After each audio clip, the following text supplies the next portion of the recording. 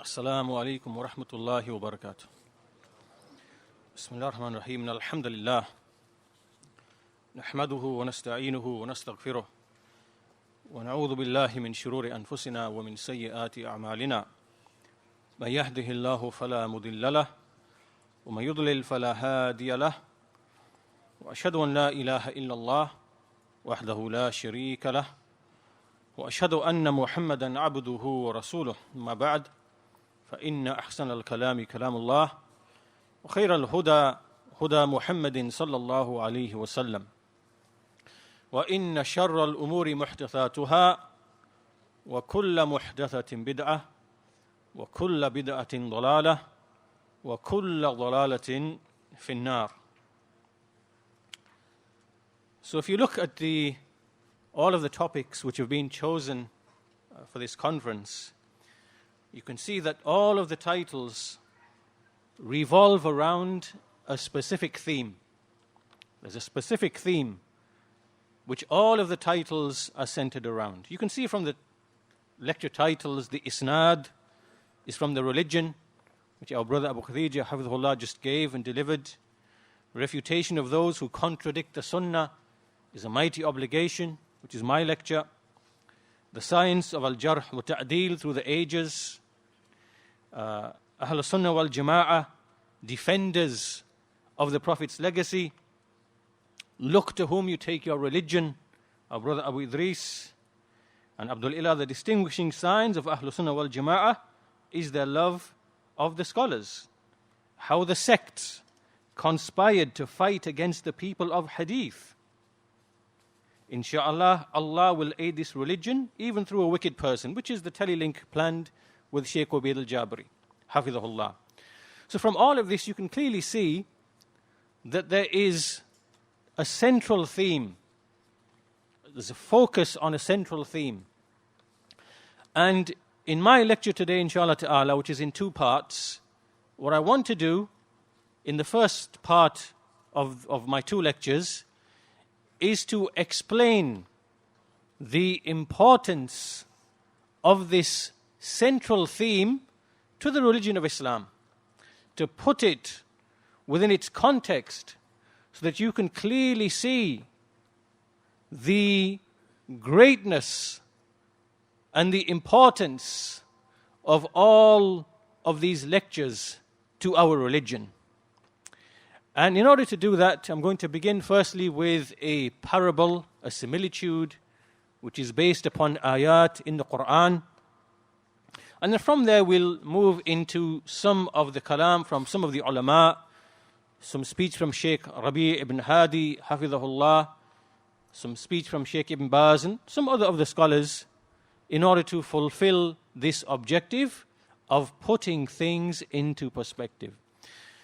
So, as I said, all of the topics are centered around this issue of the acquisition and transmission of knowledge. Acquiring knowledge and transmitting knowledge. And this is what the focus is around. To understand this, let's bring two parables, let's bring two ayat or a number of ayat from the Quran. So one of those ayat in the Quran, it refers to something which is qadari, something to do with the creation. Allah subhanahu wa ta'ala, He says in the Quran, وَأَنزَلْنَا مِنَ الْمَاءِ مَاءً طَهُورًا. We have revealed or sent down from the sky a water which is pure and it purifies. مَاءً طَهُورًا. This water is pure in and of itself, and it purifies. So when we see in the creation of Allah subhanahu wa ta'ala, we see this rain that Allah sends on the mountaintops. And from the mountaintops, it gathers and collects pure as it passes into streams and as it flows eventually into rivers. And from this water, which is tahir, which is pure, and it is purifying, mutahhir, mankind, they benefit from this water. They drink from this water to quench their thirst. They use this water to purify themselves, and many other benefits from this water. This water is what gives life to mankind, to animals, to the plants. This water gives life. In the same way, Allah subhanahu wa ta'ala has mentioned about revelation. So we look into another ayah in the Quran, in which Allah says in Surah Al-Baqarah, شَهْرُ رَمَضَانَ الَّذِي أُنزِلَ فِيهِ الْقُرْآنِ هُدًى لِلنَّاسِ وَبَيِّنَاتٍ مِّنَ الْهُدَى وَالْفُرْقَانِ. The month of Ramadan, the one in which the Quran was revealed as guidance for mankind, and plain evidences of guidance and criterion. In another ayah, Allah says, وَنُنَزِّلُ مِنَ الْقُرْآنِ مَا هُوَ شِفَاءٌ وَرَحْمَةٌ لِلْمُؤْمِنِينَ. That we have sent down from the Quran that which is a healing and a mercy upon those who believe. So just like Allah subhanahu wa ta'ala sent down the rain, which gives life to the people and to the earth, and purifies them and quenches their thirst, then in a similar way, Allah subhanahu wa ta'ala, He revealed the Quran upon the people, upon the Messenger of Allah sallallahu alaihi wasallam, upon his heart, and He then conveyed it to the people. And this is another form of life. This is life.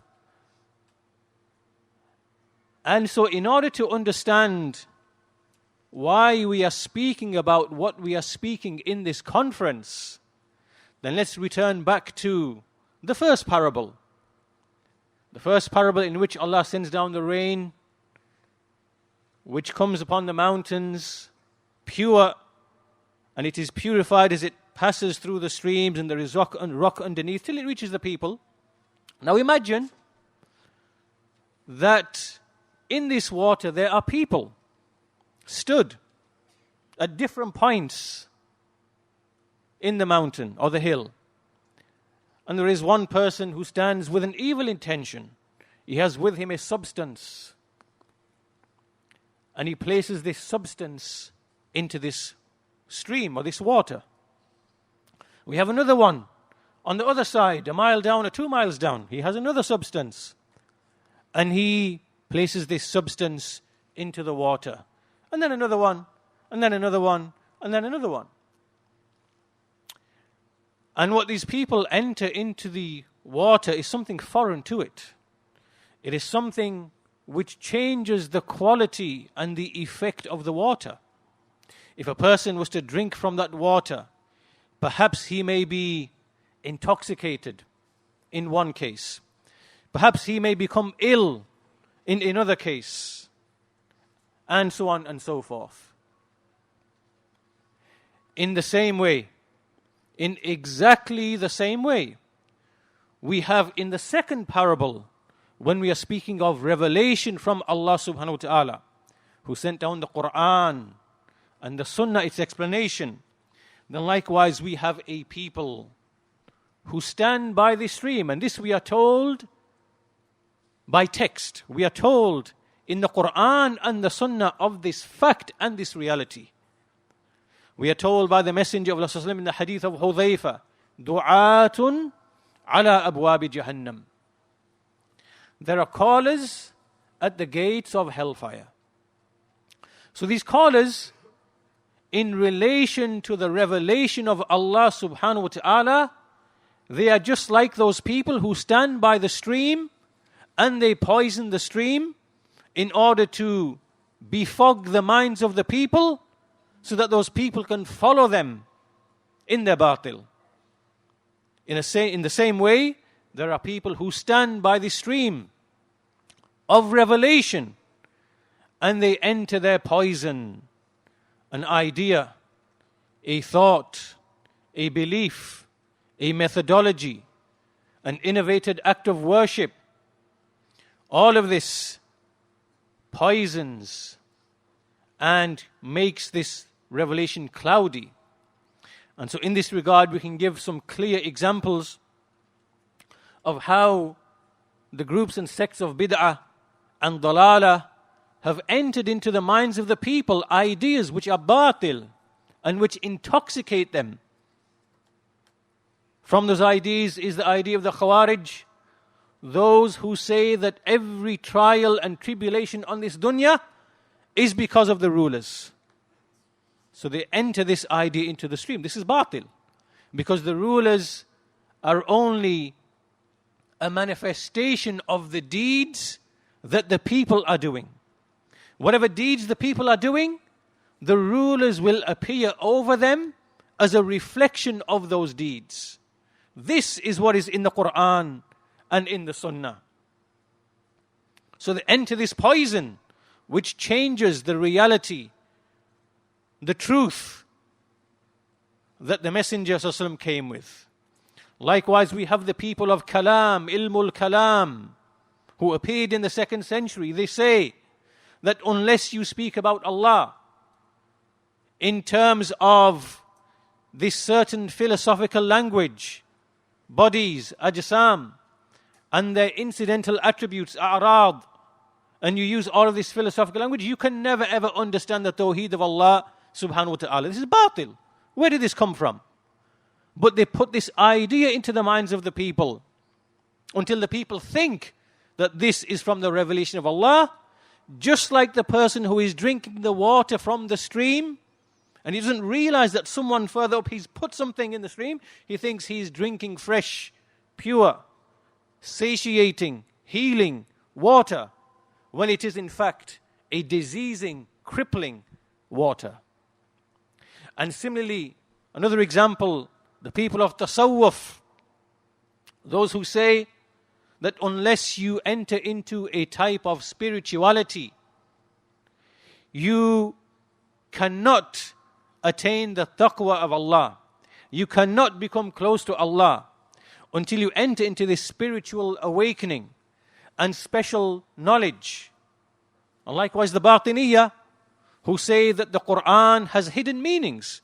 It is not until you know these hidden meanings, until you come to know the haqiqah, the true reality, the reality which the prophets never brought, but which are known by other than the prophets. All of these are poisonous ideas. Poisonous ideas put in the stream of revelation to misguide people. To misguide the people. So once we understand that this is the reality of what is taking place from these two parables, it is in this context that you should understand every single title of every single lecture in this conference. Because nobody else, there is no one else from the Jama'at who will speak about this ilm. No one will speak about this ilm, which is how do you acquire knowledge and how do you convey knowledge. This is the very life of the hearts of the people. Nobody else will talk about this knowledge except the Salafis, except Ahlus Sunnati wal Jama'ah, who are truthful in following the way of the Salaf. As we shall see, there are many people making this claim to being from the followers of the Salaf, but everything you see in their speech, in their principles, in their methodology, in their dawah, in their wala, in their loyalty, in their bara, in their disloyalty, everything gives a lie to what they are claiming. So with that introduction, we begin by mentioning first and foremost that this differing and this splitting and the presence of all of these beliefs, methodologies which have split the Muslimin, that all of this is something which is qadari. It is something that Allah has decreed for it to happen, for a wisdom amongst the wisdoms. This is firmly established in Surah Hud, in the 11th surah, in which Allah subhanahu wa ta'ala, He said in verse 118, وَلَوْ شَاءَ رَبُّكَ, if your Lord had so willed, لَجَعَلَ النَّاسَ أُمَّةً وَاحِدَةً, He would have made the whole of mankind to be a single nation. He would have made them all united. وَلَا يَزَالُونَ مُخْتَلِفِينَ إِلَّا مَنْ رَحِمَ رَبُّكَ. But they will never cease to differ amongst themselves, except for the one upon whom Allah has bestowed His mercy. وَلِذَلِكَ خَلَقَهُمْ. And it is for this that He created them. He created them for this. And when we look at the tafasir of Al-Tabari and other than them, and they bring the aqwal of the Sahaba, the explanation of this ayah is that Allah created the people of mercy for mercy.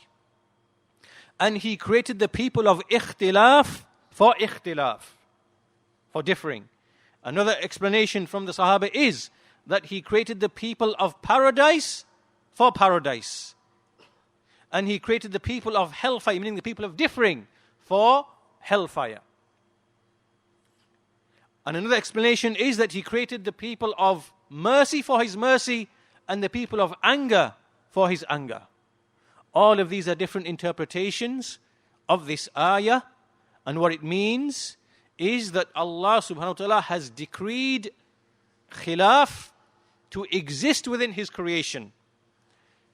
Just in the same way that Allah subhanahu wa ta'ala has decreed for there to be in His creation certain entities, certain things, and certain actions and certain feelings which He dislikes and is displeased with and has made haram. For example, He created Iblis. For example, He created intoxicants, alcohol, which intoxicate the mind. He created things which are harmful to the person if consumed, like the flesh of the khinzir. All of these things, Allah has created those things, yet He dislikes those things. And in His sharia, He has prohibited those things, or He has ordered with the disobedience to those things, like Iblis, for example. So likewise, khilaf, differing, is in the same category of those things. It is something that Allah has decreed for a wisdom to occur within the creation, yet He has prohibited it. He has forbidden it. Just in the same way, so that He can see who is the person of paradise and who is the person of hellfire. Just in the same way as shaitan. He created shaitan, by way of which the person who is obedient and disobedient will be made clear. Likewise, He created intoxicants, so that the one who obeys Allah from the one who disobeys Allah is made clear, and so therefore the one who enters paradise will enter paradise, and the one who enters hellfire will enter hellfire. These are ways and means by which a person is taken to his destination. So Iblis and all of the evils and the ma'asi and all the things which are haram, these are from the ways and means by which Allah will make the person destined for hellfire to reach his destination. And in the same way, there are those things which Allah has ordered, which are ways and means through which He will make that person who He already knew to be in paradise will be entered into paradise. So all of this is connected to al-qada wal-qadar. Al-qada wal-qadar. So differing, khilaf, opposition to the Quran, to the Sunnah, to the Sahaba radiyallahu anhum. This is something that Allah has decreed to take place because of a wisdom to separate the muttabi', the follower, from the mubtadi', from the innovator. This is the means by which Allah fulfills His word. Fulfills His word so that His word becomes true with respect to a people who will enter paradise and those who will enter into hellfire. So this ayah is a proof that khilaf is something which is qadari. Likewise, we see in the hadith, which is reported by Muslim and others, in which the Messenger of Allah, he said, Sa'altu Rabbi thalathan. I asked my Lord for 3, and He gave me 2 of them. فَأَعْطَانِ ثِنْتَيْنِ وَمَنَعَنِي وَاحِدَةً. He gave me 2 of them, He granted me 2, but He withheld 1 from me. So he said, Sa'altu Rabbi Allah yuhlika ummati bisana. I asked my Lord that He does not destroy my nation by way of a drought or a famine, or something of that nature. So he granted that to me. He granted that to me. Which means that this ummah will never be destroyed by way of a famine or a drought. Then he said, then I asked my Lord that he should not destroy my nation by way of al-gharaq, meaning some calamity being taken by the earth and drowned and so on and so forth, something of that nature. So he said, فَأَعْطَانِيهَا. He granted that to me. So this nation will not be destroyed in that way. Then he said, then I asked him that he should not make any strife or discord between them, which obviously means khilaf, differing. And he said, فَمَنَعَنِيهَا. Then he withheld, he did not grant that to me. So this shows that it is from the qadr of Allah subhanahu wa ta'ala that khilaf should exist in this nation. And likewise, another proof for this is the statement of Allah subhanahu wa ta'ala, is the statement of Allah's Messenger sallallahu in the well-known famous hadith, وَإِنَّ هَذِهِ الْمِلَّةِ سَتَفْتَرِقُ عَلَى 73 فِرْقَةٍ. That indeed this nation will split into 73 sects. So all of this indicates the foreknowledge, the prior knowledge given to the Messenger of Allah sallallahu, which is from the knowledge, the knowledge of Allah subhanahu wa ta'ala, which means that this is connected to qadr. And as you know, everything in qadr, everything in the qadr of Allah subhanahu wa ta'ala, the ways and the means, Allah achieves everything, Allah does everything by way of qadr. The ways and the means, the asbab, the ways and the means. So once we understand this, once this now becomes clear and crystallized in our minds, then it is haram upon any person to conceal this affair from the qadr of Allah, to hide it from the people. The fact that there is going to be khilaf. Rather, this is something we should make it open and explain to the people. Allah has decreed for there to be khilaf for this reason. Just in the same way that Allah has put obstacles like alcohol, intoxicants, iblis, the trial of women, meaning being put to trial by way of women, in terms of one's lust and desires, and all of the other tribulations which come in front of a man, in front of a person. Then in the same way, this khilaf, the tribulation of khilaf, is something that we bring out to the people and explain, and we do not conceal it from the people. Just like we do not conceal the fact that intoxicants are haram and are prohibited. That in the same way that we warn against Iblis and warn from obeying him and following his footsteps, in the same way that we warn from alcohol and its harms, in the same way that we warn from other things which are harmful to the body or to the mind, there is no difference between these two things. So therefore, to conceal the khilaf, which is qadari, meaning to hide it from the people, and to not to make it known to the people, and not to explain the truth to the people in this respect, then this is from the greatest types of treachery to the people. It is concealing the bayyinat, the guidance, the clear evidences that Allah subhanahu wa ta'ala has bestowed, has revealed by way of His Quran. So, the point being here is that when we as people of the Sunnah, we bring this out to the people, and we mention these ayat, and we mention these ahadith, and we say to the people that Allah has decreed this, and He's ordered us not to fall into it. Then when we do this, there are certain people around us whose hearts become wounded because we do this.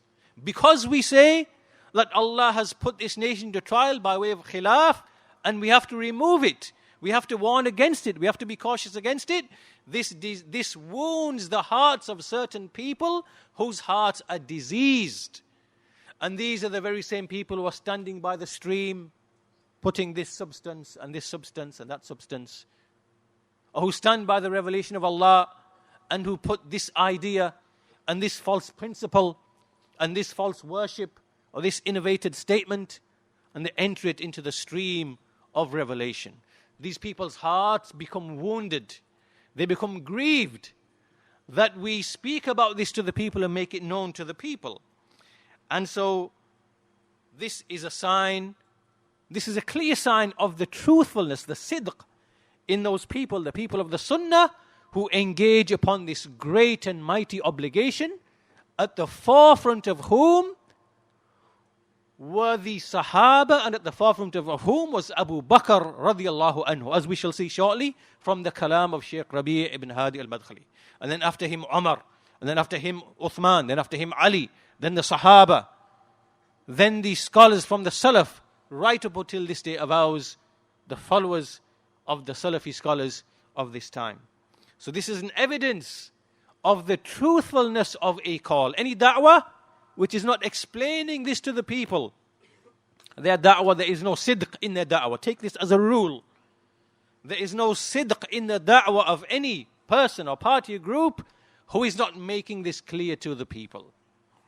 And likewise, this on our behalf is a response. We are responding to the call of Allah and His Messenger. Because Allah subhanahu wa ta'ala, He said in the Quran, يَا أَيُّهَا الَّذِينَ آمَنُوا اسْتَجِيبُوا لِلَّهِ وَلِلرَّسُولِ إِذَا دَعَاكُمْ لِمَا يُحْيِيكُمْ. O you who believe, respond to Allah and His Messenger when He invites you to that which will give you life. So the revelation of Allah gives you life, just like the water which Allah has sent down gives you life. So we are ordered to respond to this revelation, this pure revelation. So this likewise is a sign of the sidq, of the truthfulness of the da'wah of the people of the Sunnah, when they speak about the likes of these affairs, which you will not see anybody else speaking about. And this is because the Salafi da'wah is founded upon removing the khilaf, on removing the opposition. That's what you will see from the seerah of the Messenger of Allah, from the seerah of Abu Bakr, from the seerah of Umar and Uthman and Ali radiallahu anhum, and from the Salaf in general. And so this is a means from the means by which Allah shows His mercy. Remember the ayah at the beginning? إِلَّا مَنْ رَحِمَ رَبُّكَ. Except those upon whom Allah bestows His mercy, they are those people who repel the khilaf. When you repel the khilaf, you are from those upon whom is Allah's mercy. Now, this is also from the ways and means by which Allah establishes His hujjah, His proof against those people whom He has destined for ikhtilaf, and therefore His anger, and therefore His punishment.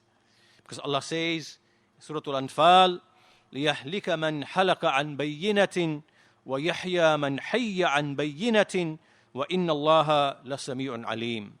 In order that the one who will perish, that he will perish, who is destined to perish. And so that the one upon clear evidence. And so that the one who will be given life or remains alive will remain alive upon evidence, upon clear evidence. And indeed Allah is the one who is all hearing and all knowing. So now that we have clearly understood the greatness of this topic, is connection to al-qada wal-qadar, is connection to receiving the mercy of Allah subhanahu wa ta'ala, is connection to entering into paradise. Now we can see the greatness of this subject. And so the next part then is we come to the kalam of Shaykh Rabi' ibn Hadi, hafidhahullah ta'ala, from his great and mighty book, Manhaju Ahli Sunnati wal Jama'ah fi Naqd al-Rijal wal Kutub wal Tawa'if. And this is the introduction to his book. And so the sections which I'm going to go through, inshallah ta'ala, will be an elaboration, will fill in some of the gaps, some history in relation to what I've already mentioned in my introduction. So the Shaykh, after praising Allah subhanahu wa ta'ala, after stating that the best book, the best speech is the book of Allah, the best guidance is the guidance of Muhammad sallallahu alaihi wasallam, and the worst of affairs are the newly invented affairs, and every newly invented affair is an innovation, and every innovation is misguidance. He mentions how Allah subhanahu wa ta'ala, He sent the Messenger Muhammad sallallahu alaihi wasallam with guidance and the true religion to make it prevail over all others. He said, he mentioned how Allah subhanahu wa ta'ala, He ordered the messenger to call to Allah with hikmah, with wisdom. He used wisdom. And he used good admonition, al-maw'idatul hasana. And he used argumentation, al-jidal, with that which is best. And using these means, he stood by the truth. He stood by the truth and for the truth. As Allah says, as Allah commanded him, fasda', meaning stand, bima tu'mar, with what you have been commanded. وَأَعْرِضْ عَنِ الْمُشْرِكِينَ, and turn away from the mushrikeen. So he was ordered to strive against those who opposed his message. They oppressed him, and they opposed him, and they tried to silence him. So he was ordered to stand with firmness against them and to convey the message so that Allah's word can be supreme. So the messenger, he fulfilled this obligation. He performed this great and mighty wajib of as-sada' bil-haq, of standing for the truth, standing your ground, not wavering, not compromising, standing firmly for the truth. And he fulfilled this until certainty came to him and Allah took him unto himself. Then came Abu Bakr radiallahu anhu. And in the time of Abu Bakr, there were many of the munafiqeen who were concealing hypocrisy in the era of the Messenger of Allah. And when they saw that the Messenger passed away to his Lord, they saw it as an opportunity to come out and to remove themselves from the authority of Abu Bakr and from submitting to some of the wajibat, because they felt or they believed that they were not obliged. And so they tried to make imtina, they tried to withhold from the Sharia. And so Abu Bakr radiallahu anhu, he stood in front of them and he carried the flag and he aided and united the ummah and he repelled their fitna. And as a consequence of that strengthening and unity, the Muslim nation went on until they conquered the likes of Al-Faras, Persia and Rome. And so therefore the statement of Allah subhanahu wa ta'ala became fulfilled. وَعَدَ اللَّهُ الَّذِينَ آمَنُوا مِنْكُمْ وَعَمِلُوا الصَّالِحَاتِ لَيَسْتَخْلِفَنَّهُمْ فِي الْأَرْضِ. To the end of the ayah. Allah has indeed promised to those who believe amongst you and do righteous deeds that He will grant them authority upon the earth. So Allah's promise was fulfilled, that they inherited the earth to the east and to the west. Then came Umar bin al-Khattab radiyallahu anhu. And Allah subhanahu wa ta'ala, He ennobled and gave Islam strength by way of Umar bin al-Khattab. As long as Umar was present, he was a solid barrier in front of every tribulation. There were no tribulations in the time of Umar, because he was a strong, powerful man who stood for the truth. And batil, it couldn't face him. And so whilst he was alive, there were no tribulations that came to this ummah. He was in fact a door that kept the tribulations closed. And in front of all of the fitan, the fasad, the shar, the evil, the tribulations. And so therefore, the Majus, the Magians and the Zanadiqa, they planned and they plotted. And they intended to remove this door, to pull down this door. And so therefore there was a Majusi, Abu Lu'lu al-Majusi, and he plotted and planned up until they eventually assassinated Umar radiallahu anhu. And so Umar became a shaheed, and he filled the earth with justice and light and faith.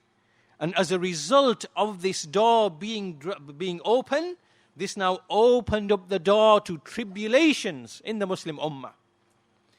And so when there came Uthman radiallahu anhu, the tribulations began, these plots and plans of the Sab'iyya to make a revolution against Uthman until they assassinated him. And as a result of that tribulation, there came other tribulations between the Sahaba, between Muawiyah and between Ali radiallahu anhuma. And both of them were mujtahid. Both of them made ijtihad in pursuing the truth. And for the one who is correct will be two rewards. and for the one who's erroneous, there will be one reward. But as a result of these tribulations which were set in motion, there appeared the movements of the Khawarij and the Rafidah.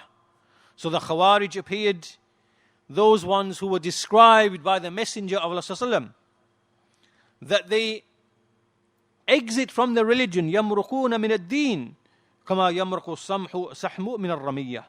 Just as like the arrow departs from its game. He said that they are the most evil of the creation. He said that they are the most evil of those who are beneath the canopy of the sky. He ordered that they be killed. Kill them, wherever you find them. For indeed the one who kills them, there is for him a reward with Allah. So he made an example of these people. And these people, the Khawarij, who were ordered to be killed, they were far superior and better and more righteous and more truthful than those who are present in our time, the likes of ISIS, the likes of Al-Qaeda, the likes of Al-Nusra. So you see, the one who tries to excuse these people, the one who tries to make excuses for these people, he's evil and wicked. Because the very first Khawarij were far, far superior to these ones. And about those ones the Messenger said, kill them wherever you find them. They are the most evil of those beneath the sky. They are the dogs of hellfire. So these Khawarij appeared, and then there appeared in the time of Ali radiallahu anhu, the Rafidah, the Zanadika, who began to say that Ali is Allah, Ali is the Lord. And so he did what he did towards them. And in all of these cases, all of these instances, you see Abu Bakr stood in the face of falsehood. Umar stood in the face of falsehood. Uthman stood in the face of falsehood. Ali stood in the face of falsehood against the Khawarij, against the Rafidah. He fought them and he killed them, the Khawarij. And so likewise we see this is a sunnah established by the Khulafa al-Rashideen, which they took from the Messenger of Allah sallallahu alaihi wasallam. Because the Messenger was commanded, فَاسْدَعْ بِمَا تُؤْمَرْ. Stand firm with what you have been commanded. So Abu Bakr, Umar, Uthman, Ali, they took this from the Messenger of Allah sallallahu alaihi wasallam, and they stood against the Murtaddun and the Majus and Faras and Rum, and against the Saba'iyya, the Khawarij, the Rafidah. All of them, they took it from the Messenger of Allah sallallahu alaihi wasallam, and so they established the Sunnah in this regard of repelling falsehood, of refuting the opposers to the Sunnah. And so therefore we see that this way and this behavior is laid down by the Messenger of Allah sallallahu alaihi wasallam and his companions. And then we see after this time of the Khulafa, as the time proceeded, we see that the tribulations, the innovations, those poisons, they increased and they increased and they increased. So in the 2nd century, Ilmul Kalam appeared. So we have now another person standing by the stream with his poison, emptying his bottle into the water of Kalam. And this affects a multitude of people. Then we have another person on the other side of the stream emptying his bottle of Tasawwuf in the 2nd century. This Tasawwuf, where they say that to become near to Allah, you have to engage in spiritual practices. There is a secret knowledge. And then there's another person down the stream emptying his bottle of Batiniyya, their secret hidden knowledge in the Quran.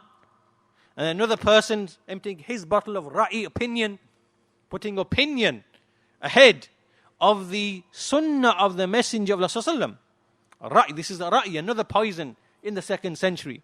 And then another person with his bottle of falsafa, pouring into the stream. This is philosophy.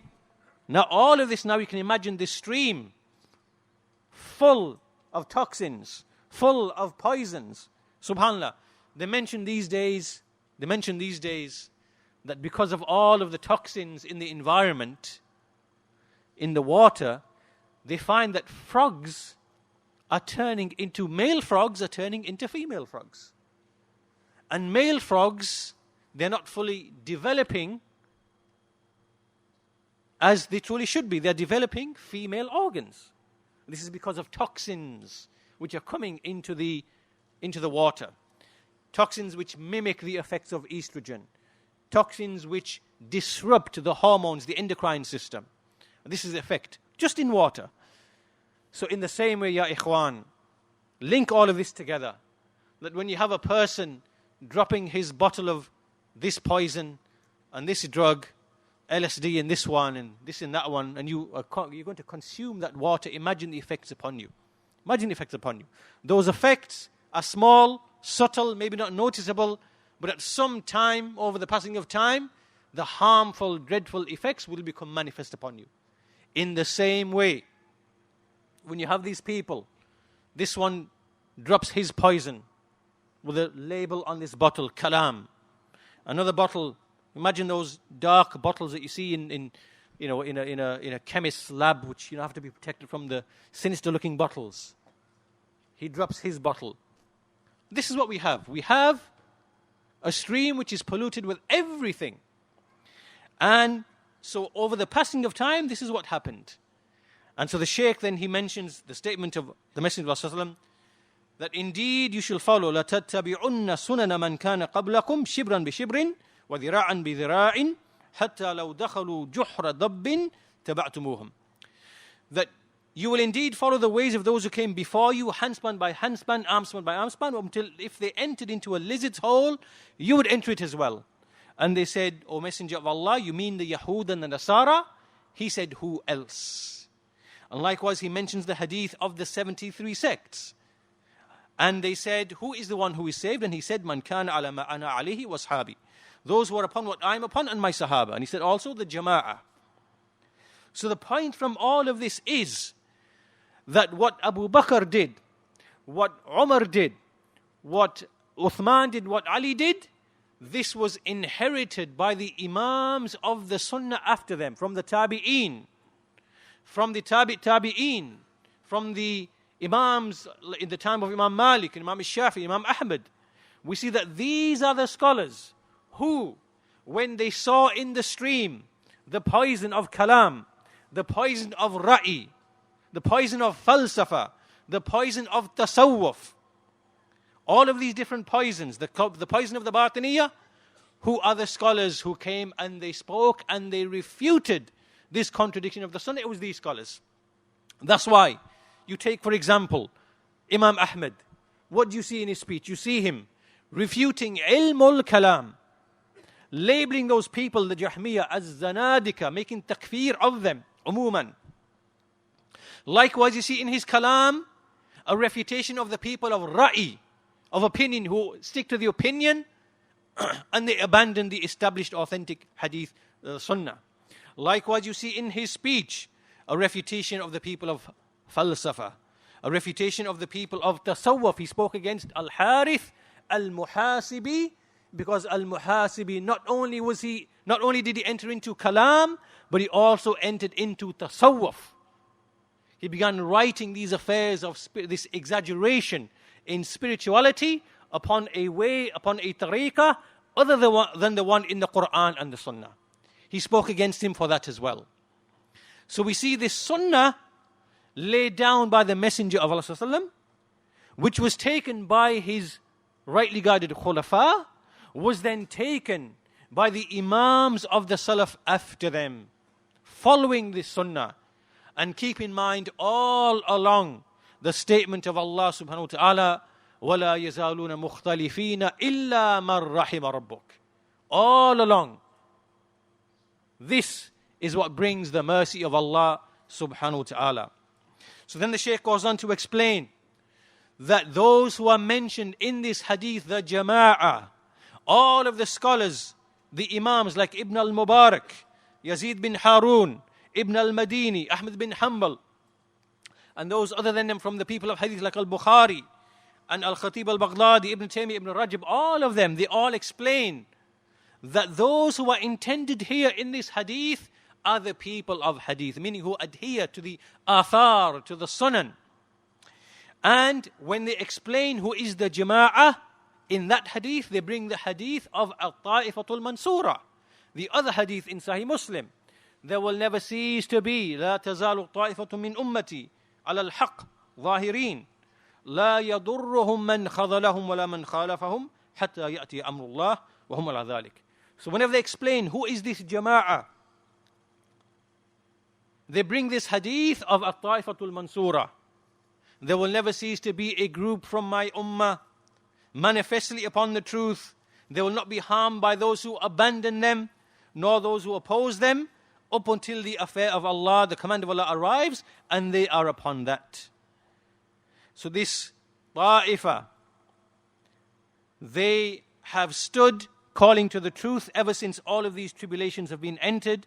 They repel the tribulations. They spread the sciences of prophethood, the ulumun nubuwah, the sciences of prophethood, aqidah, hadith, tafsir, fiqh, ilm al-hadith. They are involved in spreading these sciences. They preserve and protect these sciences. They defend these sciences. They repel the plots and plans of those who plot the falsehood of the falsifiers, the distortions of the ignorant. And no matter what harm comes to them, no matter what tribulations come to them, it does not stop them from remaining firm.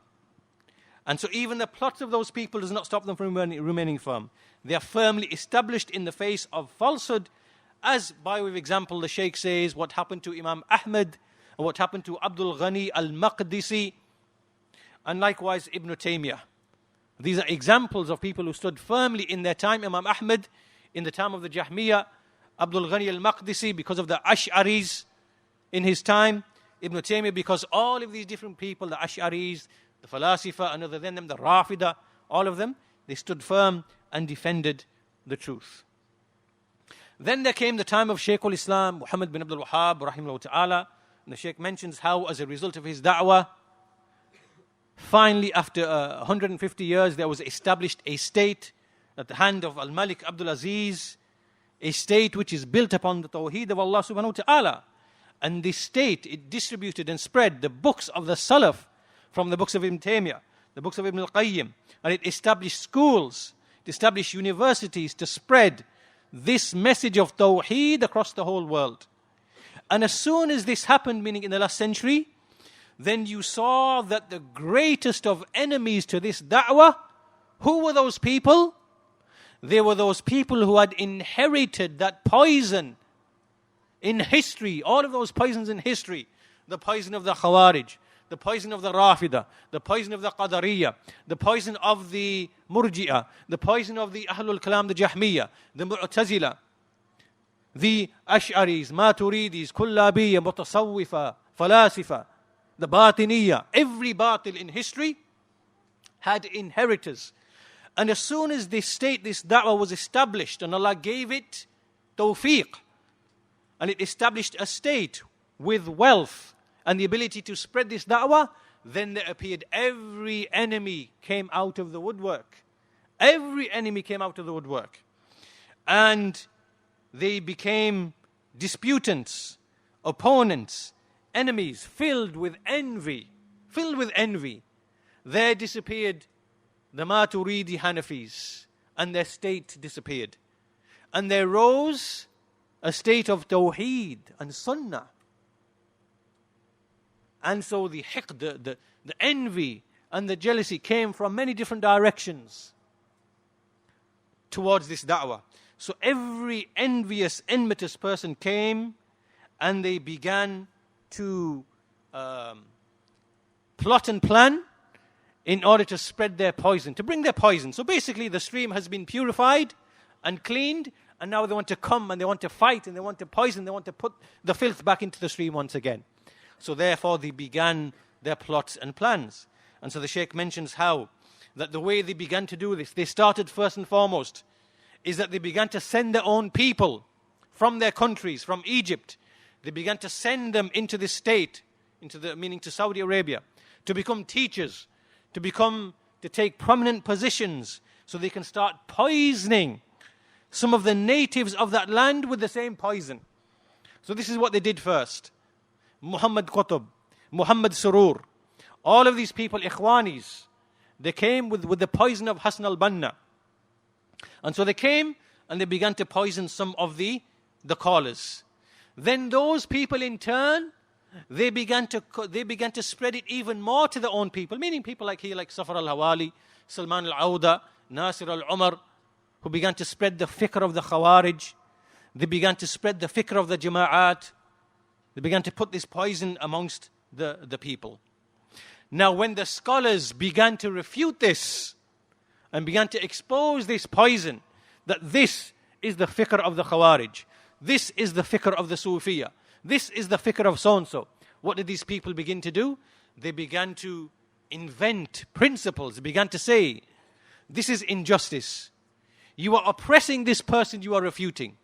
Why are you speaking ill of Sayyid Qutb? Why are you failing to mention his good deeds? They began to defend and invent principles to justify their defense of the people of Batil. Something never ever known in history. This was never ever known in history, where you would invent principles to justify defending people of Batil. So they came with all of these false principles. Al-Muwazana. When you refute someone, you must mention their good deeds so you don't be unjust to them. So they began to bring all of these principles, all in the name of Salafiyya. All in the name of Salafiyya. All in the name of Al-Adala, justice. All in the name of Al-Insaf, justice. And so they began and spread this poison until they corrupted the minds of a great many people who thought that they were sticking to Salafiyya. Even their minds got poisoned. So these people like Abdul Rahman, Abdul Khaliq, Salman al-Awda, Safar al-Hawali, spreading all this poison. They affected a huge number of people. They went to many different countries with their wealth, collecting wealth from the people we are calling to Salafiyya. But really what they are calling to is falsehood, tafarruq, ikhtilaf. That's what they are calling to. And so they went to every location, splitting the Salafis, polarizing them, buying them out with their money, spreading these filthy principles amongst them to justify spreading the books of deviation, books of Qutb, Hassan al-Banna, Maududi, and so on and so forth. So this is what they did. They corrupted the minds of a huge number of people and they spread these futile principles. To such a degree that this methodology then began to settle in the hearts of people who were known to be people of Salafiyya. Even from the people of knowledge were affected by some of these ideas. And so the Shaykh says that this is what began to happen. And the Shaykh says, I realized this myself when I began to have discussions and argumentations with some of these people. I realized that these people who were people of Sunnah before, they became affected and poisoned as a result of all of this. And so he said, the Shaykh goes on to say that all of this, the result of all of this was that the principles of Islam were weakened, were compromised. And the Shaykh says that unfortunately this affected even from the best of those people who are upon the way of Salafiyya. And the most deceptive thing with all of this is that this was all done in the name of Al-Wasatiyya and Al-Adl. That all of this which happened was done in the name of that we are moderate, we are balanced, and we are just. So meaning the minds of a huge number of people have been distorted away from the way that was legislated by the Messenger of Allah, what the Messenger set down of standing against falsehood, what Abu Bakr did, and Umar, Uthman, Ali did, what the scholars of Islam did when they made a sada' bil haqq. This became overturned with these lofty slogans of al-adala, al-wasatiyya, al-insaf, justice, balance, moderation. And that's why today you will see all of those people, from those who claim they are Ahlul Hadith, and all of these other Jama'at, they will say, you people are too harsh. This is all you ever talk about. Why don't you have some justice? Why have you oppressed this one? Why have you oppressed that one? And they paint this evil, filthy picture to the people, which is other than the truth. It is directly opposed to the truth. And what they intend to do really, which brings you back really to the picture from at the very beginning, which I began with the parable, and we can end on this note, inshallah ta'ala, which is that the people of the Sunnah are the ones who stand by the stream. And when they see this individual coming with his bottle of poison, they stand in his face and they say to him, fear Allah, in this bottle is batil. And they explain that to the people. These people want to call this dhulm. They want to call this oppression. They want to call this injustice. But this is what the people of the Sunnah are in reality doing. So my dear brothers, this is all a matter of perception. These people want to change our perceptions, and they want to make us to see things other than in their true realities. The people of the Sunnah who speak about the things that we are speaking of in these lecture titles, these are not taken except from At-Ta'ifatul Mansura in this day and age of ours. From Ibn Baz, from Al-Albani. How many people did Al-Albani refute? Ibn Baz, how many people did he refute without any worry or concern for any blame? Al-Fawzan, Sheikh Rabi'. This is their example. Where did they take this from? Who did they take this from? They inherited it from those who came before them, until we go back to the times of Ibn Taymiyyah, Ibn al-Qayyim, Abdul Ghani al-Maqdisi, Imam Ahmad. All the way back to whom do we go to? The Messenger of Allah sallallahu alaihi wasallam. So these people want the perceptions to be changed. They want to make it look as if the person who stands in the face of this mufsid, who comes with his bottle, wants to pour it into the stream, they make it look as if we are the mischief makers, the evildoers. So my dear brothers and sisters, do not allow anyone to play with your perceptions and your thoughts in seeing things in the right way. Secondly, also another perception, that we, the people of the Sunnah, should be seen, who adhere to these usul and who spread these usul, we should be seen as a mother who has concern for the child. She has mercy for the child. And part of that mercy is that when the child behaves in a way which is inappropriate, she brings that child back to behaving in a way which is appropriate, so that the child does not develop any habits, doesn't become accustomed to certain behaviors which will be harmful to that child in the long term and will also bring harm back upon the parent in the long term. This is the example of the people of the Sunnah. They are a'lamun nas bil haqq wa arhamun nas wa arhamu lil khalq. They are the most knowledgeable of the people of the truth, of the creation of the truth, and they are the most merciful to the people. This is how the Messenger of Allah, he was to the people. The most knowledgeable of mankind, the most merciful to mankind.